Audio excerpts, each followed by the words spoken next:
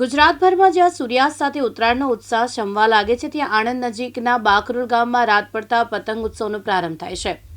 વહેલી સવાર સુધી લોકો પતંગ ચગાવવાની મોજ માણે છે. વર્ષોથી ચાલી આવેલી આ અનોખી પરંપરા હેઠળ બાકરોલમાં ઉત્તરાયણ દિવસે નહીં પરંતુ રાત્રે ઉજવવામાં આવે છે. આ દ્રશ્ય એટલું અદ્ભુત હોય છે કે જાણે કાળું આકાશ શ્વેત ચાદર ઓઢી લે છે. ઉત્તરાયણની રાત્રે બાકરોલ ગામના ચોતર અને અગાસીઓ પર હજારો વોટની ફ્લડ લાઇટ અને હેલોજન લાઇટ્સ ગોઠવવામાં આવે છે, જેથી ફ્લડની રોશનીથી આખું ગામ ઝળહળી ઉઠે. આ પ્રકાશમાં પતંગ રસિયાઓ મોટી સંખ્યામાં ઉમટી પડે છે. રાત્રિના કાળા આકાશમાં પતંગો સ્પષ્ટ દેખાય તે માટે અહીંયા માત્ર સફેદ રંગના પતંગો ઉડાવવામાં આવે છે. ફ્લડ લાઇટ્સના પ્રકાશમાં હજારો સફેદ પતંગો ઝળહળતા જોવા મળે છે, જાણે આકાશમાં તારાઓની જગ્યાએ પતંગો છવાઈ ગયા છે. રાત્રે પણ પતંગબાજીનો જોશ દિવસે જેટલો હોય છે. કાપ્યો છે, લપેટ છે જેવા નારા આખા ગામમાં ગુંજે છે. ડીજેના તાલ અને લાઇટોના ઝગમગાટ વચ્ચે આ ઉત્સવ મોટા લોકમેળા જેવો માહોલ સર્જે છે.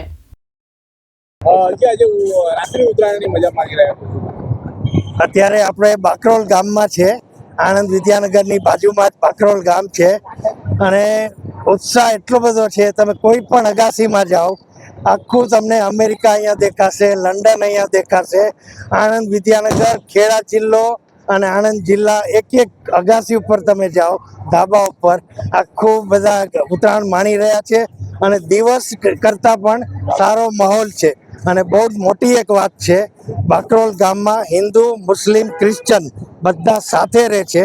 અને આજનો તમે દિવસ જુઓ તો બાજુના ઘરમાં મુસ્લિમ હશે, આ બાજુ હિન્દુ હશે, સામે ક્રિશ્ચન હશે, બધા એક સાથે હળી મળીને ઉત્તરાયણની મોજ લઈ રહ્યા છે.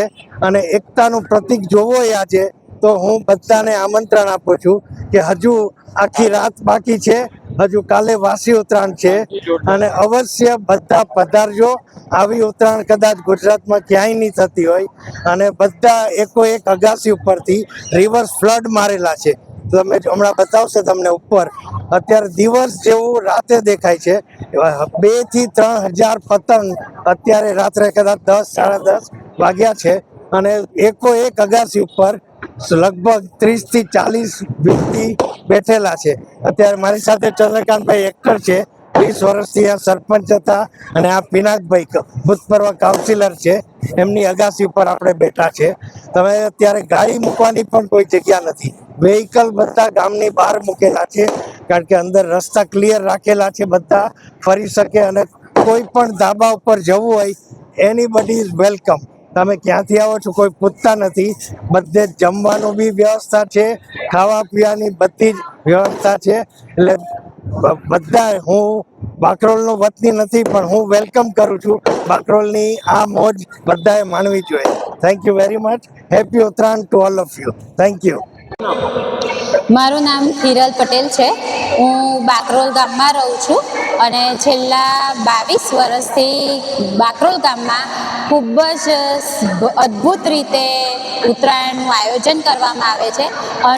રાતની ઉત્તરાયણનું ખાસ આયોજન કરવામાં આવે છે, જેનું મુખ્ય કારણ એટલું જ છે કે દિવસે બધા પક્ષીઓ આકાશમાં ઉડી રહ્યા હોય છે અને દોરીથી એ પક્ષીઓની પાંખોને નુકસાન ના થાય અને એ લોકોને કોઈ ઈજા ના થાય, એની માટે થઈને બાકરોલ ગામના દરેક રહેવાસીઓ રાતની ઉત્તરાયણ કરે છે. અને તમે જોઈ રહ્યા છો કે આજુબાજુ જેટલી પણ અગાસી છે ત્યાંથી લોકો દૂર દૂરથી અમદાવાદ, વડોદરા, અને જોઈએ તો આ વખતે અમારી અગાસીમાં તો મારા જે ભાઈ છે, અમારો ભાઈ છે, અમારા ભાભી છે, કે જે લંડનથી સ્પેશિયલ અહીંયા આગળ ઉત્તરાયણ જોવા માટે આવ્યા છે કે રાતની ઉત્તરાયણનો માહોલ કેવો હોય છે. બસ મેઇન પર્પઝ એ જ છે કે દિવસે ઉત્તરાયણ ના કરીએ કે જેથી પક્ષીઓને ઈજા ના થાય, અને રાતની ઉત્તરાયણ કરવાથી આપણે આપણી જે એન્વાયરમેન્ટ છે એને પણ બચાવી શકીએ અને પ્લસ કે રાતની ઉત્તરાયણ કરવાથી બીજા બધા પણ એન્જોય કરી શકીએ. એ જ અમારો મુખ્ય હેતુ છે. Thank you. મારું નામ દીપાલી પટેલ છે. હું સ્પેસિફિકલી ઉત્તરાયણ મનાવવા આવી છું બાકરોલમાં.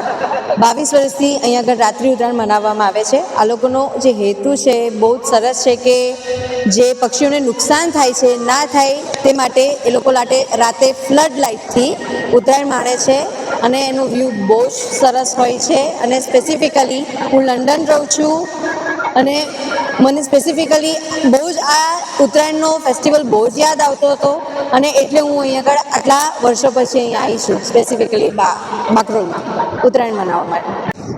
જી આપનું નામ અને પરિચય. મારું નામ રીતેશ પટેલ છે.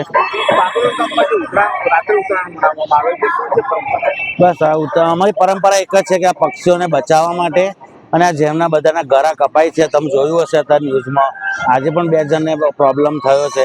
મેઇન ઉદ્દેશ તો અમારો એ જ છે કે રાત્રે વધારે પતંગ ચગાવવાની અને ફ્લડ લાઇટ મારીને આખા ગામમાં 400 થી 500 ફ્લડ લાઇટ મારી છે. દરેક કોમના એ મારીને અમને સાથ સહકાર આપે છે અને આજુબાજુના ગામડાઓ, NRI બધા અહીંના ઉત્સવનો માહોલ છે બનાવે છે. ચિરાગ સૈયદ, દિવ્યાંગ ન્યૂઝ, આણંદ.